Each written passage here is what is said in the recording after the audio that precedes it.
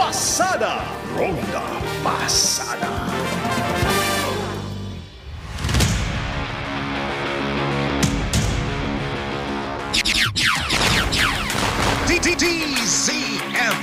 DZMM Numero 1 sa aksyon. Magandang morning muli mga kapamilya. Araw po tayo ngayon ng Tuesday. Aba, June 3 na 2025. Muli samahan nyo kami sa isang oras nating balitaan. Ako po si Daddy Johnson, maghahatid sa inyo ng mga balita at bagong kwento habang kayo po'y gumagayak papasok sa trabaho. At sa mga estudyanteng may eskwela pa rin ngayon, ay tapusin niya na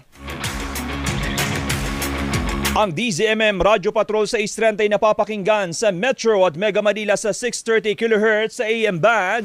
Magandang morning sa mga nasa biyahe po ngayon. Wala pang traffic ano. Sabayan din pong napapanood nationwide sa DZMM Teleradyo, sa ating mga cable channel na iba't ibang cable providers sa buong Pilipinas. At gayon din sa mga kababayan po natin na nakatutok sa atin sa The Filipino Channel at I Want Up sa abroad. Samahan niyo po kami, tiyahatid namin sa inyo mga mainit na balita ngayon.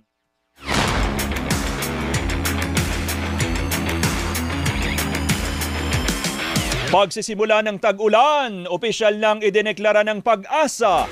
9 hanggang sa 16 na bagyo inaasahan hanggang sa Oktubre.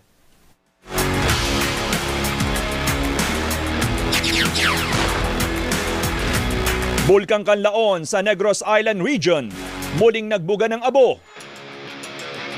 Limitasyon sa mga sasakyang pinapayagang dumaan sa San Juanico Bridge, pinaiimbestigahan na rin sa Kamara. 50 motoristang nagtakip ng plaka para makaiwas sa huli ng NCAP, nakatakdang ipatawag ng LTO. At sa ating Ronda Probinsya, 4 patay matapos tumaob ang sinasakyang bangka sa Zamboanga del Sur. Sa detalye na ating Ronda Panahon. Ronda Panahon. Sa detalye ng ating mga balita. DZMM Numero 1 sa aksyon. Idineklara na po mga kapamilya ng Pag-asa ang pagsisimula ng tag-ulan sa bansa. Kasunod po ito ng pag-iral ng habagat na nagdala ng mga pag-ulan sa kalurang bahagi ng Pilipinas. Ayon sa Pag-asa, asahan ng normal na dami ng ulan sa maraming lugar ngayong tag-ulan. Kala nyo nawala Nawala. Pero, posibleng makaranas ng malakas na pag-ulan sa Ilocos Region, Benguet, Zambales, Bataan, Cavite, Batangas, Occidental Mindoro at maging sa Palawan. Tinatayang 9 hanggang 16 na bagyo ang mabubuo o papasok sa Philippine Area of Responsibility hanggang sa Oktubre. Bukod sa habagat at bagyo, magdudulot din ng mga pag-ulan ng mga mabubuong low pressure area, gayon din ang frontal system sa dulong hilagang Luzon at intertropical convergence zone sa katimugang bahagi ng Pilipinas. At kaugnay po niyan sa oras nating 5:08, alamin natin ang lagay ng Ronda Panahon. Magandang morning, Tito Benison Estareja. Magandang morning mga taga-Pag-asa. Good morning po, Tito Johnson. Sa ngayon po, mataas pa rin ang tsansa ng ulan sa kanlurang parte ng Luzon dahil pa rin sa southwest monsoon or hanging habagat. Kabilang na dyan ang Ilocos Region, Abra, Benguet, Zambales, Bataan, Tarlac at Pampanga. Kahit mag-ingat pa rin sa banta ng baha at pagguho ng lupa. Ngayong umaga din po, maraming lugar sa Mindanao ang nagkakaroon ng paulan dahil naman sa intertropical convergence zone. Kabilang na dyan ang Basilan, Sulu, Tawi-Tawi, Sultan Kudarat, South Cotabato, Sarangani, hanggang dito sa may Davao Occidental at Davao Oriental. Mag-ingat pa rin po sa mga banta ng flash floods at landslides. The rest of the country, asahan pa rin ng bahagyang maulap at minsan maulap na kalangitan at sasamahan pa rin ito ng mga pulu-pulo lamang ng mga paulan at mga thunderstorms, lalo na po sa dakong hapon hanggang gabi. Temperatura natin sa Metro Manila, 25 hanggang 33 degrees Celsius. At so far, wala naman tayong minomonitor na bagyo or aasahang mga low pressure area bagyo sa mga susunod na araw na papasok ng ating Philippine Area of Responsibility at wala rin nakataas po na gale warning or babala sa matataas na alon. Yan muna ang latest mula dito sa weather forecasting ng Pag-asa. Benny Estareja, magandang umaga po. Tito Benny, yun lamang binanggit na 9 to 16 na bagyo hanggang sa Oktubre. Kumpara ng mga nakalipas na taon, nagre-range ba talaga sa ganung dami ng bagyo every year? Yes, during this time, during those months. Pero in a year po kasi normally nasa 19 to 20 po tayo on the average. So pasok na pasok po. So kung halimbawa naman buwan ng June ang pag-uusapan, meron bang sa historical data pumapasok na mga unang bagyo pagpasok ng tag-ulan, mga Hunyo? Marami naman po. And minsan, pag June, nasa pangatlo na, nasa pangalawa, tapos minsan unang bagyo pa lang yung pumapasok. For the year is sa June po. At ang kalakasan ng bagyo, kalimitan mga anong buwan? Sa last 4 months po, usually.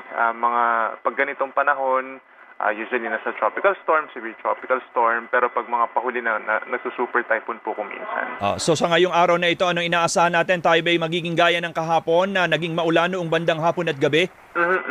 For Metro Manila, halos katulad pa rin po as yesterday. Mataas ang chance ng ulan pagsapit ng hapon. Then, minsan kumukulimlim po umaga hanggang tanghali. Alright. Tito Benny, maraming salamat and magandang morning mga tagapag-asa. Si Benison Estareja ng Pag-asa. Tuloy tayo sa mga balita sa oras nating 5:11. Bangon na, gising na. Sa mga may maagang pasok po dyan, para hindi kayo malate, gumayak na ho kayo. Habang kayo gumagayak, ihahatid namin sa inyo mga mahalagang balitang gaya nito. Kahit idineklara na ang tag-ulan, 36 na lugar pa rin na inaasang makararanas ng delikadong heat index o ang init na mararamdaman ng katawan ngayong araw. 47 degrees Celsius ang tinatayang pinakamataas na heat index. Yan po'y sa Giwan sa Eastern Samar, habang nasa 45 degrees sa Apari. Sa Tuguegarao City sa Cagayan, Ethiaga Isabela, Virac sa Catanduanes at sa Masbate City. 50 lugar din ang makararanas ng 40 hanggang 44 degrees Celsius na heat index.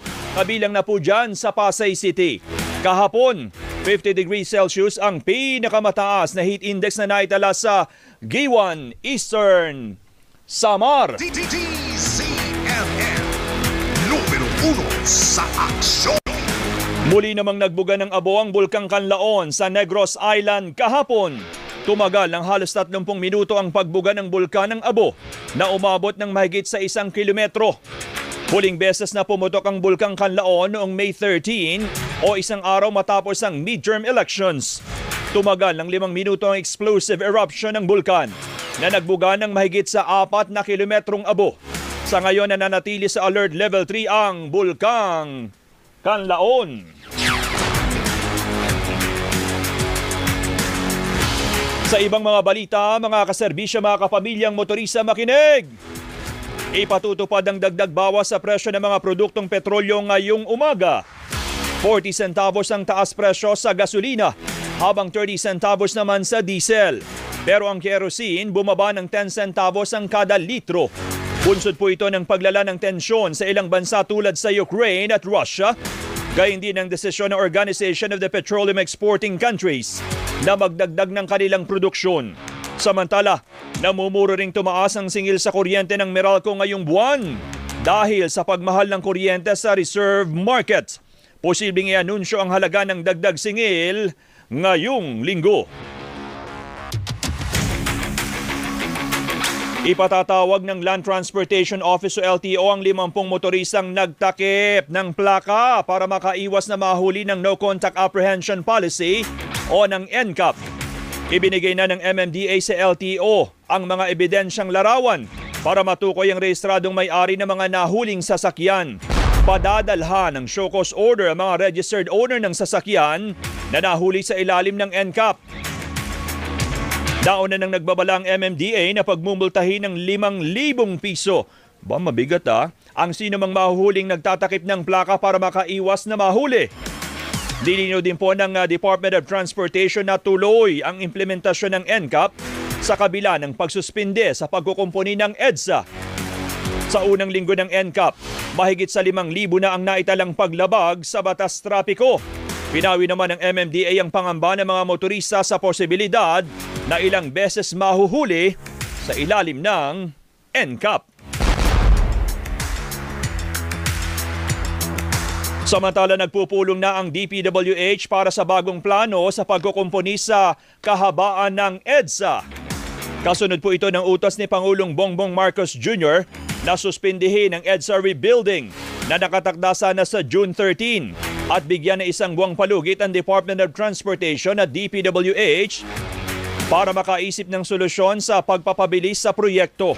Pero aminado si Transportation Secretary Vince Dizon na hindi agad masisimulan ang proyekto sa susunod na buwan hanggat wala pang malinaw na plano. Dismayado naman ng Automobile Association of the Philippines